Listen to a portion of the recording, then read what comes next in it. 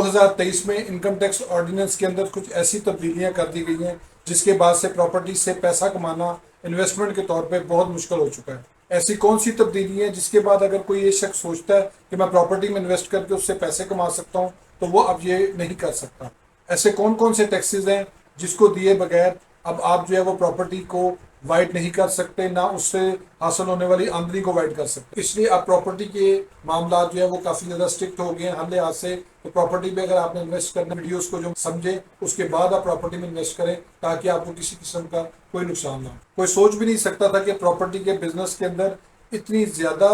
Restriction लगा दी जाएंगी कि अब कोई भी शख्स जो है वो प्रॉपर्टी का इवन कारोबार भी अगर वो कर रहा है तो उसके लिए पॉसिबल नहीं है। ये तमाम चीज़ें मैं आपको डिटेल में बताऊंगा, पूरी वीडियो ध्यान से देखिएगा ताकि ये ना हो कि कल को किसी भी वजह से आपको प्रॉपर्टी के कारोबार में जो है वो नुकसान उठाना पड़े। एक वक्त था जब लोग प्रॉपर्टी की फाइल्स खरीदते थे, उसको कुछ अर्सा अपने पास रखते थे, उसके बाद उसको बेच देते थे तो उनको जो है वो अच्छी खासी आमदनी हासिल हो जाती थी। लेकिन अब ये सिलसिला भी खत्म होता जाए। बजट 2023 के बाद कुछ ऐसी शराइत ऐड कर दी गई हैं कि जिसको जब तक पूरा नहीं किया जाएगा आप जो है वो प्रॉपर्टी में से किसी भी किस्म का मुनाफा या पैसा नहीं कमा। अस्सलाम वालेकुम एंड वेलकम टू वकालत। आज का लीगल टॉपिक इस चीज से रिलेटेड है कि हुकूमत ने जाते जाते जब ये बजट 2023 को पास किया था तो उसमें कौन कौन सी ऐसी तब्दीलियां थी जो की गई थी जिसके बाद से प्रॉपर्टी से पैसा कमाना बहुत ज्यादा मुश्किल हो चुका है। जितने भी लोग मेरी वीडियो को लाइक करेंगे, कमेंट करेंगे, शेयर करेंगे, उन सब के लिए लीगल एडवाइस फ्री है और उनसे किसी किस्म के कोई चार्जेस नहीं लिए जाएंगे। अस्सलाम वालेकुम एंड वेलकम टू वकालत। आज का लीगल टॉपिक इसी से रिलेटेड है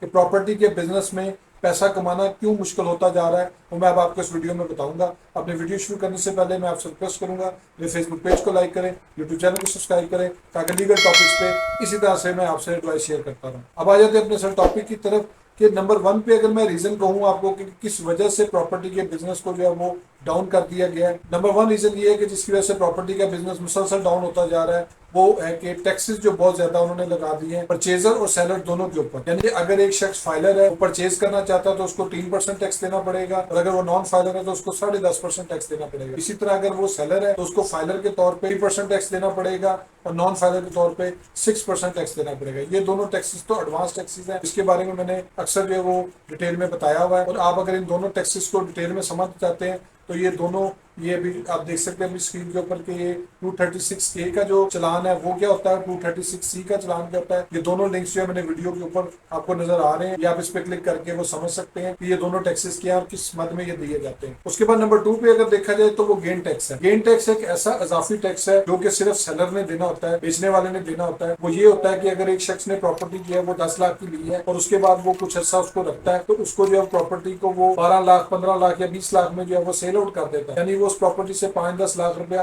मुनाफा कमा लेता है। तो उसके ऊपर जो है वो कैपिटल गेन टैक्स भी लगा दिया गया। कैपिटल गेन टैक्स क्या होता है, किस परसेंटेज से जो है वो अप्लाई किया जाता है, उसका लिंक आप ये वीडियो में ऊपर देख सकते हैं। आप इस लिंक पे क्लिक करके डिटेल कंसेप्ट समझ सकते हैं कि ये कैपिटल गेन टैक्स क्या है और ये किस हालात में किस परसेंटेज से प्लाट, मकान या दुकान या फ्लैट उसको किस हवाले से जो है वो देना पड़ेगा। नंबर 3 में इसमें यह है कि जो सेक्शन 7E का जो टैक्स है वो अप्लाई कर दिया गया है कि अगर एक शख्स के पास मल्टीपल प्रॉपर्टीज है, यानी वो एक से ज्यादा प्रॉपर्टीज का मालिक है, अगर एक उसका अपना घर है उसके अलावा उसने 2-4 प्लॉट लिए हुए हैं और उसने रखे हुए हैं तो उन प्लॉट्स के ऊपर जो है वो अगर उसकी एग्रीगेट फेयर मार्केट वैल्यू जो FBR के रेट्स के मुताबिक है वो अगर 2.5 करोड़ से ज्यादा बन रही है, यानी उसके 3-4 प्लॉट है, 50 लाख है, 60 लाख है, 70 लाख है, ये 3-4 प्लॉट्स जो है वो उसकी एक रेजिडेंस को माइनस करने के बाद अगर वो इसके ऊपर जो है वो एग्रीगेट वैल्यू के ऊपर 2.5 करोड़ रुपए की वैल्यू के बन रहे हैं तो उसके ऊपर जो है वो स्ट्रेट अवे उसको जो है 1% ऑफ द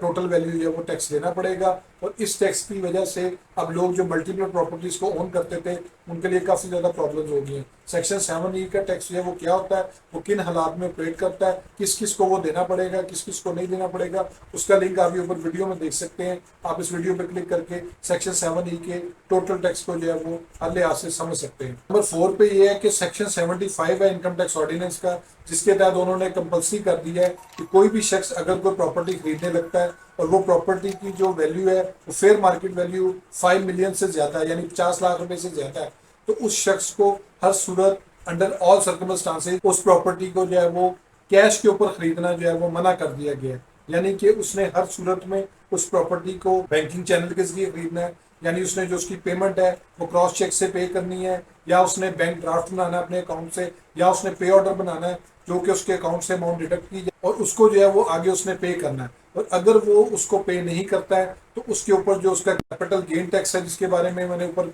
वीडियो में पहले बताया है, बारे में मैंने पहले बताया और उसका वीडियो में लिंक भी दे दिया गया पीछे, अभी आपने देखा होगा उसको। उस पर अगर आप क्लिक करेंगे तो आपको अंदाजा होगा कि वो कैपिटल गेन टैक्स जिस तरह होल्डिंग पीरियड के हिसाब से अप्लाई किया जाता है, जिस तरह उसकी नेचर ऑफ प्रॉपर्टी, प्लॉट पे अलग परसेंटेज है, उसके बाद जो घर पे अलग परसेंटेज है, और फ्लैट और अपार्टमेंट पे अलग परसेंटेज है, वो देखी जाएगी। उनको जो है वो टैक्स देना पड़ेगा। और उसमें जो हम एक फार्मूला यूज करते हैं कि जितने का लिया और जितने का बेचा उसका डिफरेंस जो होता है उसके हिसाब से हम गेन टैक्स कैलकुलेट करते थे। लेकिन अगर कोई शख्स कैश के ऊपर प्रॉपर्टी खरीदता है और उस प्रॉपर्टी की जो वैल्यू है वो फेयर मार्केट वैल्यू 50 लाख रुपए से ज्यादा है, और फेयर मार्केट वैल्यू के लिए एफबीआर ने जो है अपनी वेबसाइट के ऊपर तमाम शहरों की प्रॉपर्टीज की जो है वो फेयर मार्केट वैल्यू दे दी हुई है। अगर वो उस प्रॉपर्टी की जो वैल्यू है वो उस फेयर मार्केट जो उन्होंने एफबीआर वालों ने जारी की है 5 मिलियन से ज्यादा है, तो उसकी कॉस्ट को जो है वो जीरो समझा जाएगा। यानी कि वो जितने की उसने प्रॉपर्टी खरीदी है वो उसको कंसिडर नहीं करेंगे, जितने की वो बेची है वो टोटल प्रॉपर्टी की जो प्राइस है जो उसको मिली है उसको जो है वो गेन के तौर पे कंसिडर करके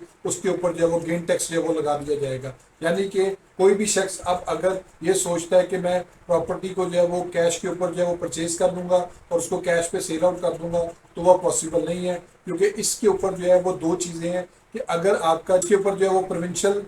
गवर्नमेंट्स ने जो रेट्स जारी किए वो और जो साथ एफबीआर रेट्स हैं वो उसमें से विच एवर इज हायर उसके ऊपर जो पेनल्टी लगती है, और वो पेनल्टी जो है 5% in addition to capital gain tax लगेगी। यानी कि गेन टैक्स तो आपने देना ही देना है बेचते वक्त। इसके अलावा अगर उनको पता लग जाता है कि आपने इस प्रॉपर्टी की पेमेंट ऑर्डर से नहीं की है तो आपके ऊपर जो है वो पेनल्टी भी लगेगी और गेन टैक्स भी देना पड़ेगा। तो इस वजह से ये एक चौथी रीजन थी जिसकी बात मैं ये कह सकता हूँ कि प्रॉपर्टी के बिजनेस में जो है वो काफी ज्यादा प्रॉब्लम है। उसके बाद नंबर पांचवी और लास्ट चीज ये है कि डीएनएफपी रजिस्ट्रेशन जो है वो उन्होंने कंपल्सरी कर दी है। यानी जितने भी तमाम रियल एस्टेट होल्डर्स हैं जो कि प्रॉपर्टी का कारोबार कर रहे हैं, जो कि प्रॉपर्टी की सेल परचेज में इन्वॉल्व हैं, वो रियल एस्टेट एजेंट्स हैं, वो स्टेट डेवलपर्स हैं, वो मार्केटिंग वाले वो जो भी हैं, उनको जो है वो रजिस्ट्रेशन कराना कंपल्सरी है। और ये एंटी मनी लॉन्ड्रिंग एक्ट के तहत जो है उनके खिलाफ कार्रवाई की जाती है अगर प्रॉपर्टी का बिजनेस करने के साथ साथ वो उस रजिस्ट्रेशन को मुकम्मल नहीं करते। यानी प्रॉपर्टी खरीदने वाला, प्रॉपर्टी बेचने वाला और प्रॉपर्टी का कारोबार